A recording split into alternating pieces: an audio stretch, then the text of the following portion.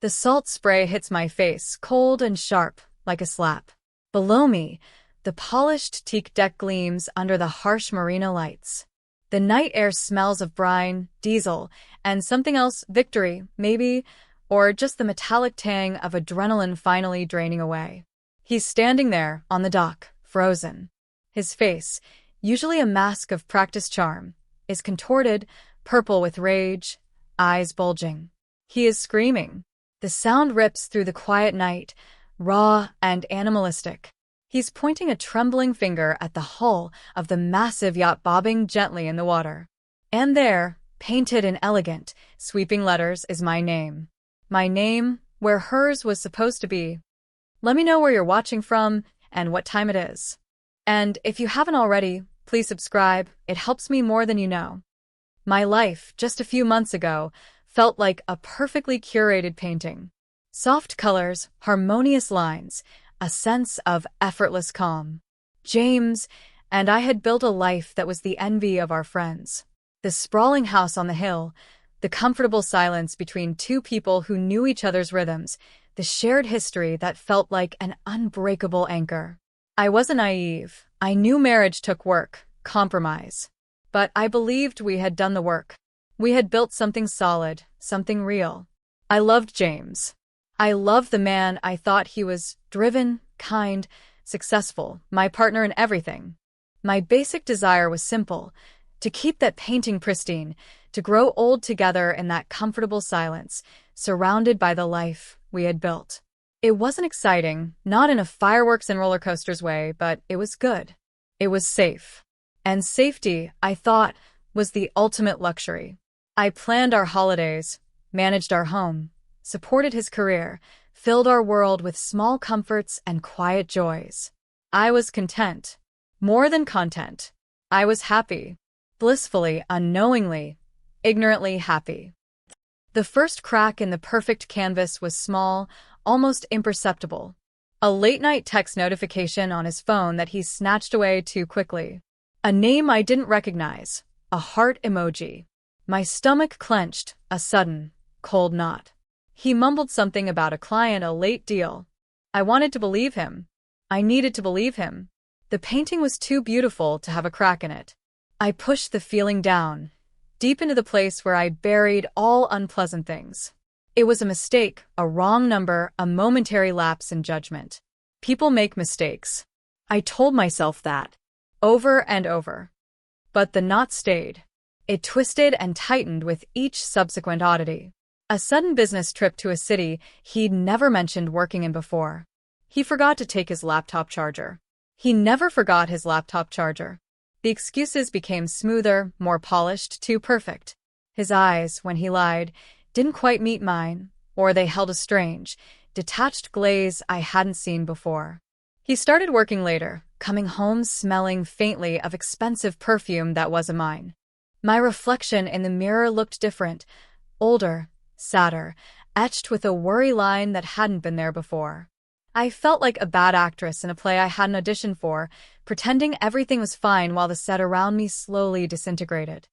I started checking things. Casually at first. His jacket pockets, empty except for lint. His car smelled like him, nothing more. Then, less casually. His phone bill, pages and pages of calls and texts to a single unknown number at all hours. My hands trembled as I scrolled. Each entry felt like a tiny dagger. Who was this person? What were they talking about for hours? I felt a cold dread spreading through my veins. This wasn't a wrong number. This was deliberate. This was a secret life unfolding parallel to mine, just inches away, unseen. I couldn't eat. I couldn't sleep. The house, once my sanctuary, felt like a cage. Every corner held a memory, now tainted. The couch where we watched movies, the kitchen where we cooked together, the bed where we used to sleep, wrapped around each other. Now it just felt cold. Empty. He was there physically, but he was gone. His mind, his heart, his attention were somewhere else, with someone else. The phantom perfume smell seemed to cling to everything. I became a ghost in my own life, watching him move through the motions, his smiles brittle, his conversation shallow. I tried talking to him. Not directly about the phone bill. I wasn't ready for that war. I tried to reconnect, to remind him of us. I suggested a weekend away, a dinner date. He was busy. Always busy. His work, he said, was demanding. The stress was immense. I tried to be understanding, supportive. Was I just being paranoid? Was I imagining it? The self-doubt was a constant companion, whispering insidious questions in my ear. Maybe I wasn't enough anymore. Maybe I had let myself go. Maybe it was my fault. The thought was poison, but I drank it willingly, desperate for a reason, any reason, that would explain the growing chasm between us that didn't involve another woman. Then came the credit card statement. A charge I didn't recognize. Not a small one. A massive one. 6 figures. To a marine broker. My breath hitched. A marine broker? James hated boats. He got seasick on a ferry. What on earth was this? My mind raced. Had he invested in some bizarre new venture? Was it a gift for me? A ridicule, extravagant surprise? Hope, desperate and foolish, flared for a second, only to be extinguished by the cold logic of everything else I had seen. This wasn't for me. It couldn't be. I called the marine broker, pretending to be his assistant, confirming details. My voice shook slightly as I gave his name. The man on the other end was polite, cheerful. Yes, Mr. Sterling. Exciting time for him. Getting the new Whisper's name. Lovely vessel. All the paperwork is almost complete. Should be ready for final handover next week. Just finalizing the registration details. Registration details? I asked, my voice barely a whisper. Yes, title, ownership. He mentioned it was a gift. For his partner. For his partner. Not his wife. His partner. The word hung in the air, heavy and suffocating. A gift. A lovely vessel. A yacht. He was buying a yacht. Not for me. For her. The unknown woman. The shadowy figure who had stolen my husband, my life, my future. The painting didn't just have a crack. It had shattered into a million pieces. I hung up the phone, my hand slick with sweat. The world tilted on its axis. The despair hit first. A wave so powerful it threatened to drown me. He was building a whole new life, a luxurious life, with someone else, using our shared resources, our stability, the foundation I had helped build. He wasn't just cheating, he was planning an exit, a grand gesture of abandonment, leaving me with the wreckage. I curled into a ball on the floor, the polished wood cold against my cheek. The tears came then, a torrent of grief, betrayal, and utter, soul-crushing despair. Everything had been a lie. Our marriage, his love, the future I had believed in. It was all a carefully constructed facade behind which he had been planning his escape. I felt small, pathetic, utterly destroyed. I stayed there for a long time. Minutes, hours, I don't know. The light shifted in the room. The sounds of the outside world faded away. There was only the sound of my own ragged breathing and the echoes of his betrayal. And then, slowly, something shifted inside me. The despair didn't vanish, but another feeling started to rise, hot and fierce, burning through the numbness. Anger. Pure, incandescent rage. How dare he? How dare he humiliate me like this? How dare he treat me, his wife of 15 years, with such contempt? Buying a yacht for his mistress? It wasn't just infidelity, it was a monument to his deceit, floating on the water, a gleaming testament to his disregard for me. And with the anger came a cold, hard resolve. I wasn't going to be the pathetic wife left behind, blindsided and broken. I wasn't going to let him sail off into the sunset with her, leaving me to pick up the pieces of the life we built. He had made a move. A big one. A calculated, cruel move. It was time for me to make mine. And it wouldn't be quiet. It wouldn't be dignified. It would be devastating. I got up off the floor. My legs were shaky, but my mind was clear. The tears had stopped. All the emotional noise had quieted, replaced by a focused hum. I was no longer the grieving wife. I was the woman who had been pushed too far. He wanted a war? I would give him one. on my terms. I spent the next few days in a blur of cold efficiency. The tears were gone, replaced by a dry-eyed determination. I went through everything: his office, his computer, his financial files. The years of supporting his career, managing our household finances, had given me a surprising amount of knowledge about his world, his accounts, his habits. He had been careful, but not careful enough. His secrecy had made him sloppy. He had used a business account, one linked to a company we technically co-owned for tax purposes years ago, to funnel funds for the yacht. The marine broker's name appeared repeatedly in emails, tucked away in a subfolder. There were documents, contracts, transfer details. And there it was, the purchase agreement. It was a complex transaction, involving shell corporations and offshore accounts. Typical James, trying to be clever and minimize taxes or hide assets. But in his haste, his arrogance, he had overlooked something. A clause related to large asset purchases made through entities linked to marital property or jointly held businesses. A loophole, a small, technical detail that, with the right interpretation and the right timing, could unravel his entire plan. I contacted a lawyer. Not our family lawyer, who was a friend of James. I found a specialist. Ruth. Sharp, ruthless, with eyes that saw through everything. I laid it all out, clinical and detached, like presenting evidence in court. The phone records, the credit card statements, the emails, the purchase agreement. Ruth listened, her face impassive. When I finished, she leaned forward. "He's been reckless," she said. "Very reckless. Especially with how he sourced the funds and the entity he used for the purchase. There's a path here. Not easy, not guaranteed, but a path." The path involved exploiting that loophole, asserting my legal right to claim ownership or a significant stake in the asset, given the source of funds and the nature of the purchasing entity. It required timing, speed, and absolute discretion. I had to move faster than James, faster than the final paperwork could be fully processed and registered in the mistress's name, or whichever anonymous entity he planned to use to shield her. It was a race against time, against his elaborate scheme. The weeks that followed were the most intense of my life. I lived a double life. By day, I was the same wife, managing the house, occasionally making polite conversation with James, my face a carefully constructed mask of normalcy. Inside, I was a spy, a strategist, working in secret with Ruth and her team. We gathered more evidence. We traced the funds, built the case, prepared the documents. I learned about maritime law, asset registration, corporate structures. My brain, once occupied with dinner menus and social calendars, was now a steel trap focused on one thing: dismantling his betrayal brick by brick. The emotional toll was immense. The constant performance was exhausting. Every time James spoke to me, a wave of nausea would wash over me. His touch felt repulsive. His lies, now that I knew the truth, were a physical weight in the air between us.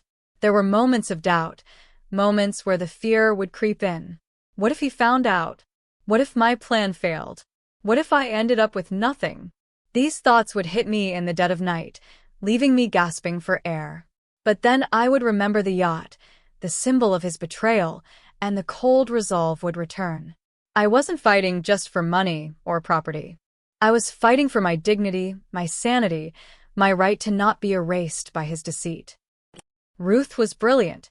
She identified the exact point in the process where we could intervene.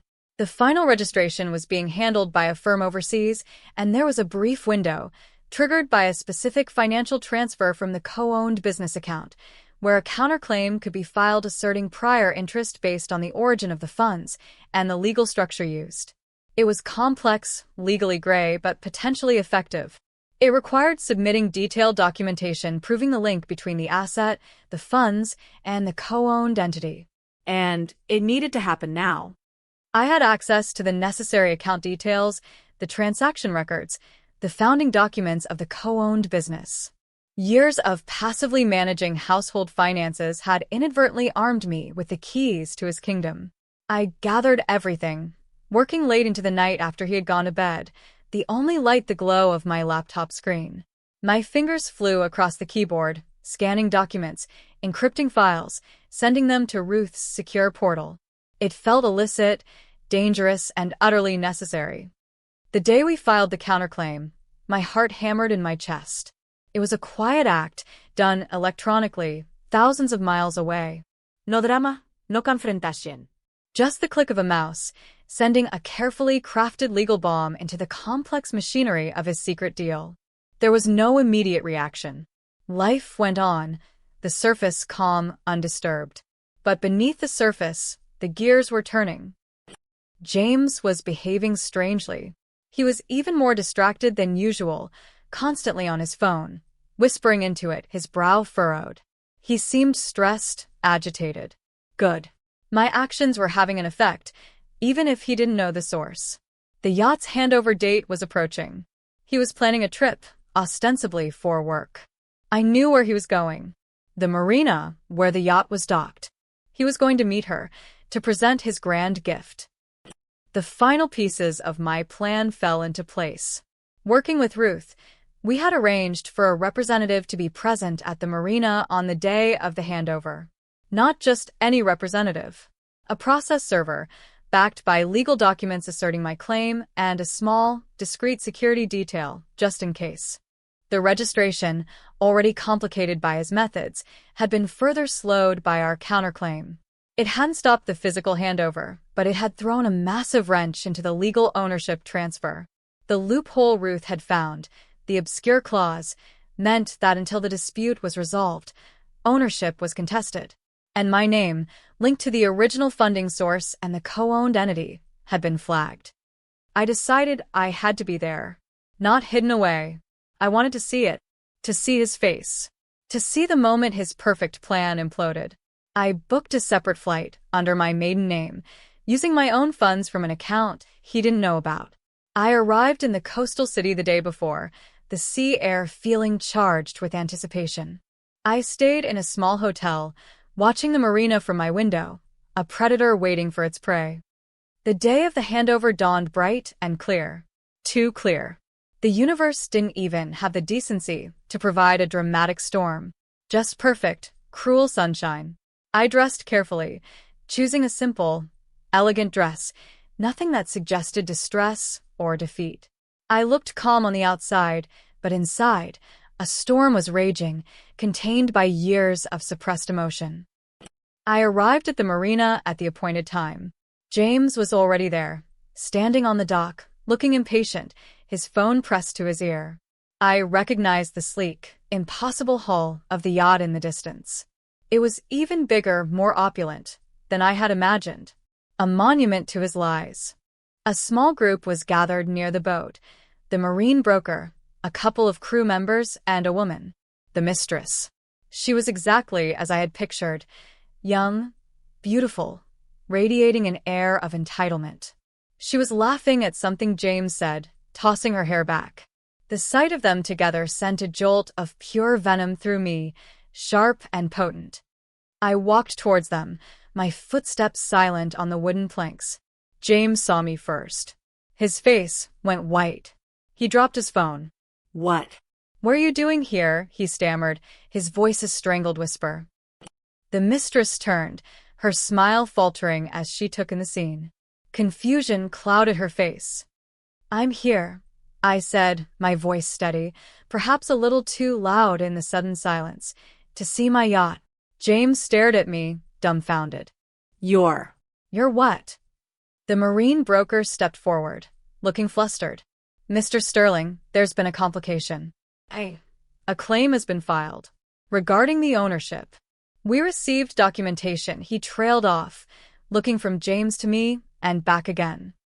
"What are you talking about?" James snarled at the broker, then rounded on me, his face twisting into rage. "What have you done? This is it. The moment I had planned, waited, suffered for." I took a breath, the salty air filling my lungs. It tasted sweet. "You bought a yacht, James," I said, my voice quiet but carrying a lifetime of betrayal. "A very expensive yacht. With money from the Sterling Group account. The one we started. The one I helped build. The one where my name is still on the corporate registration, remember?" A little detail you seem to overlook in your eagerness to play the generous lover. He was shaking his head, his eyes wide with disbelief. That doesn't give you any claim. It's my company now. My money. Is it? I smiled then. A cold, thin smile that didn't reach my eyes. Ruth seems to think differently. So does the registration authority, apparently. There's a rather fascinating clause about using funds from a co-owned entity for the purchase of significant personal assets during a marriage, especially when those assets are then intended as gifts. To third parties, I gestured towards the mistress, who was now looking terrified, shrinking back. Your haste to hide this from me, James, to make this grand, secret gesture. It made you careless. You didn't all the I's, didn't cross all the T's. And I found the loophole. I filed the claim. I provided the documentation. The funds trail, the corporate papers, everything. His mouth opened and closed, no sound coming out. The color drained from his face. He finally understood. I hadn't just found out. I hadn't just gotten angry. I had turned his weapon back on him. His lavish gift, his symbol of freedom and new beginnings, was now tied up in a legal nightmare, potentially seized as a marital asset, claimed by the wife he thought he had so easily discarded. They can't paint your name on it, he finally choked out, his voice raw with disbelief and fury. That's impossible, isn't it? I raised an eyebrow. Turns out, when ownership is contested, especially with a strong preliminary claim like mine, the registering authority can freeze the process. And when you request confirmation of the primary claimant, my name was the one flagged due to the source of funds and the co-owned entity link. A simple administrative request to the dockyard handling the final prep, showing the initial claim and requesting they hold off on the intended branding. And perhaps suggesting the actual claimant's name might be more appropriate for the interim, pending legal resolution. I let the implication hang in the air.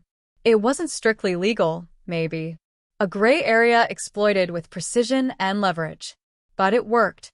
Seems your mistress's champagne wasn't the only thing delayed. So, was the paintwork. Until I made a little correction. That's when he screamed. The sound, ripping through the quiet marina, full of impotent rage and complete, utter shock. He hadn't just been caught. He had been outmaneuvered, humiliated, his grand gesture of betrayal turned into a monument to his own foolishness. His face contorted, purple with rage, eyes bulging. He pointed a trembling finger at the hull. My name, painted in elegant, sweeping letters, mocking him. It was more than he could bear. He wasn't just angry, he was blindsided. He thought he was untouchable, a master manipulator. He never saw me coming. He lunged towards me, but the discreet security guards I had arranged stepped in smoothly, blocking him. Mr. Sterling, please calm down, one of them said, his voice firm. The mistress, wide-eyed and pale, mumbled something about a taxi and scurried away, abandoning him on the dock. The marine broker looked like he wanted to disappear into the water. James was raving now, shouting threats, accusations. You'll regret this. I'll ruin you. You'll get nothing. I stood tall, watching him unravel. The pain was still there, deep down, the scar of his betrayal. But the overwhelming feeling was one of cold, hard satisfaction. I hadn't just survived. I had fought back. I hadn't just exposed his lie. I had used it to dismantle his world. He thought he was buying his freedom. Instead, he'd bought me a powerful legal claim and a very public humiliation. You already tried to ruin me, James, I said, my voice carrying over his shouting. You just weren't smart enough to pull it off. The legal battle that followed was brutal and drawn out. He fought dirty, tried to paint me as greedy, unstable. But the evidence was stacked against him. The paper trail he had carelessly left behind, the clear link between the co-owned business funds and the yacht purchase, the timing of my legal claim, it all pointed to his deceit and my legitimate standing. Ruth was a shark. She dismantled his arguments, exposed his lies, and highlighted his attempt to hide assets. The yacht remained tied up, a symbol of the contested war between us. In the end, there was a settlement. A harsh one for him. The yacht was sold, the proceeds largely awarded to me as part of the divorce settlement, compensating for his financial malfeasance and the significant marital assets he had attempted to divert. He was left with a fraction of what he had expected, his reputation in tatters, his mistress long gone. The divorce was finalized quietly, without fanfare. I signed the papers, my hand steady. It wasn't the future I had planned. The painting of my life was irrevocably changed, splashed with dark, violent colors I never expected. But it wasn't destroyed. It was different. Stronger, maybe. Less perfect, more real. Selling the yacht felt anticlimactic. I didn't want it. It was tainted. A monument to betrayal. But the money it brought wasn't tainted. It was leverage. It was freedom. It was the solid ground beneath my feet that he had tried to kick out from under me. I didn't sail off into the sunset. I stayed right here in the life I had built and started rebuilding it on my own terms. The house felt different now, quiet but not empty. It was mine. The scars of the past few months are still there, invisible but real. I learned that the person you trust most can hurt you the deepest. I learned that love isn't always enough to protect you. And I learned that I was stronger, more resilient, more capable than I ever imagined. He thought he was the master of the game, moving pieces around a board. But he forgot that sometimes the quietest piece can be the one that checkmates you. He tried to sail away from our life on a wave of lies, and instead, he capsized his own world. And the most beautiful, devastating part was that his grand gesture of betrayal became the very thing that funded my freedom. If this story hit close to home, I'd love to hear your version. Drop a comment with where you're listening from and what time it is. Thanks for being here. Subscribing helps bring more of these to life.